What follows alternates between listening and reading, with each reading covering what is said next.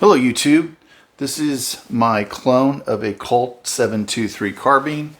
It is a copy of a carbine that SOCOM used back in the 1980s into the 1990s. This is a later version of the 723, and I'll kind of get into the details of that as we go through the features of this carbine.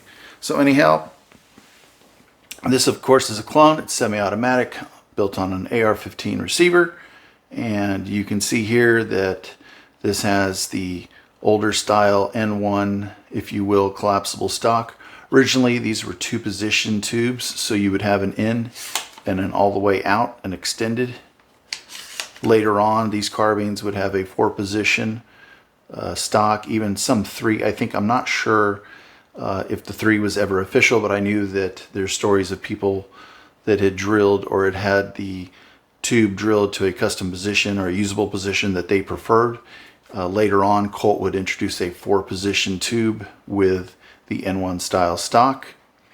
And then of course on this carbine you can see that since it's a later clone, it has the A2 style pistol grip, an A2 style lower, forward assist. Some of these would have the teardrop. Actually, most of them would have the teardrop. So this is kind of clone incorrect until I get the right teardrop. But this is the C7 style A1 upper. So A1 sights being non-elevation adjustable, just windage. You would have to adjust the elevation on the front sight tower.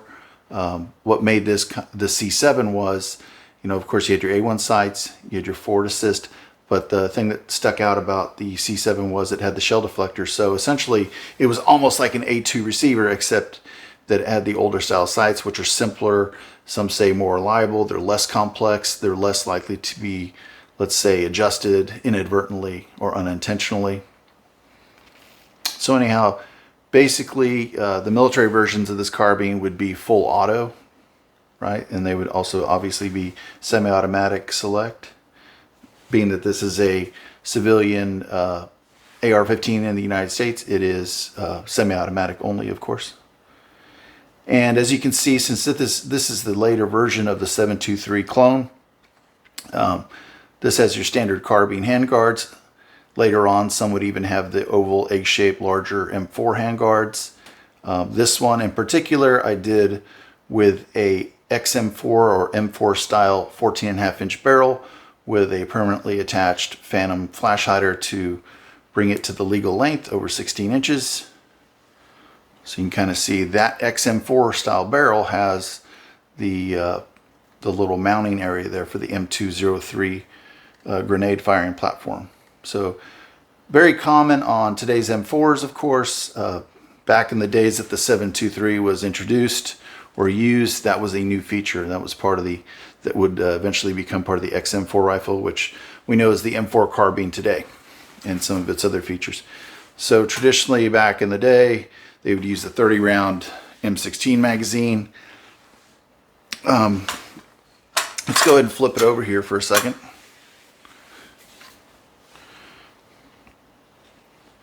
So as you can see, just on the reverse here, you've got your A1 upper, got the AR lower here, fire and safe. No auto option, of course, on this. Gonna get you a little view of everything here. And under the handguard with the M4 style barrel, it would be kind of a thin profile. Some of the earlier 723s would have a thin profile all the way out to the A2 birdcage or A1 birdcage style muzzle device, if you will. And then your earlier 723s would not have the shell deflector. So they would just be a standard A1 or XM16 E1 style upper. So this one has the newest style C7. These uppers are kind of hard to get a hold of right now. They still make them, I guess, in batches, but they're kind of few and far between, and all the people that are into the clone or retro game are snapping them up. So you can see it has the delta ring. Carbines typically have the delta ring that has that angle to it. Some of the flat delta rings, like on your older AR15 SP1 style guns or your M16s, they would essentially be flat on all the 20-inch guns. On some of the early XM177s, you would also have a flat delta ring, but not all of them. The later ones went to this style. Give you a look at the sights here. So you have your flip sights here. You have a low light style sight and a kind of a more precise. And then you have a hole provision there to mount an optic. Some of the people would put a rail up here, and then of course like an aim point or a scope.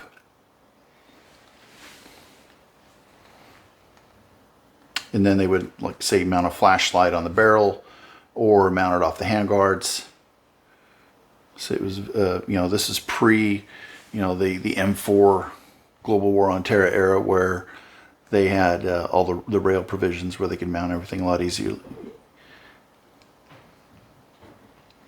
This one does have the M4 feed ramps in the upper receiver, and they also has the M4 in the barrel. So I'll give you a quick shot of that. I don't know how well I can see it, but kind of see down in the receiver, you've got the M4 feed ramps there that continue on to the barrel extension that aids with feeding with a carbine typically. Carbines were known for not maybe being as reliable as the full 20-inch rifles, as the buffer has less travel. So whenever you reduce the travel of an action of a rifle or a pistol, sometimes that can create issues with reliability. And of course, there was the gas issues from the carbine itself. And then of course, in combination with the shorter travel of the collapsible style stock buffer system, you could run into some issues. And so having those M4 feed ramps as they came along in development, that aided in reliability.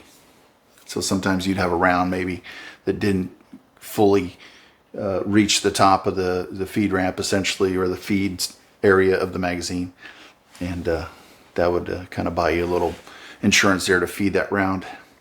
It also helps feed some of the M855 ammunition. There was a whole host of issues with that ammunition, growing pains if you will. So anyhow, another thing I wanted to mention before I get off of here on this video is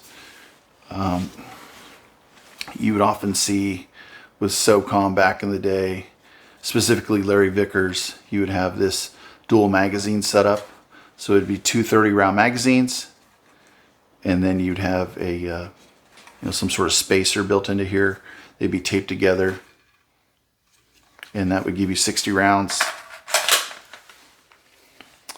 at the ready for your carbine. So you kind of see in there.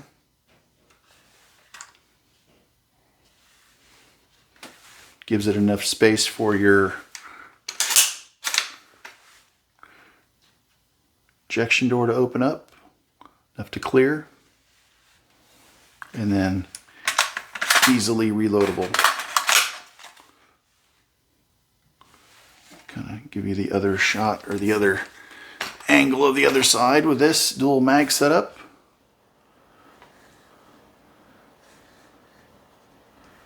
And this is went over, of course, by Larry Vickers in multiple videos on the way he carried his 723 Colt carbine.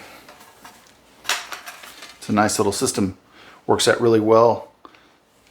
And like I said, a little bit of information out there on it on the internet.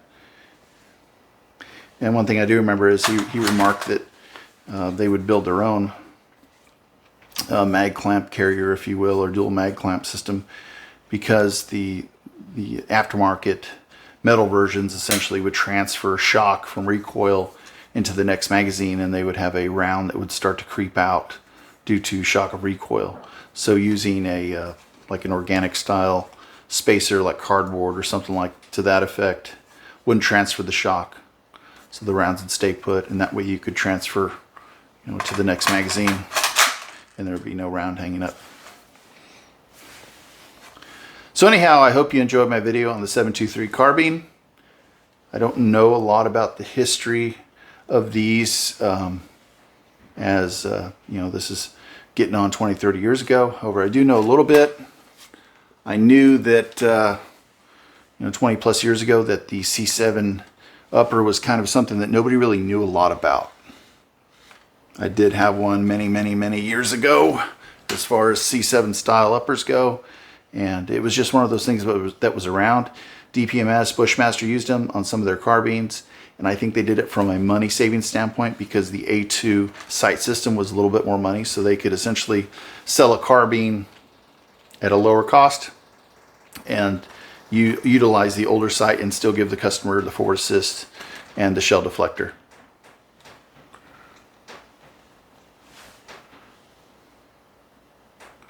So anyhow, I hope you enjoyed the video.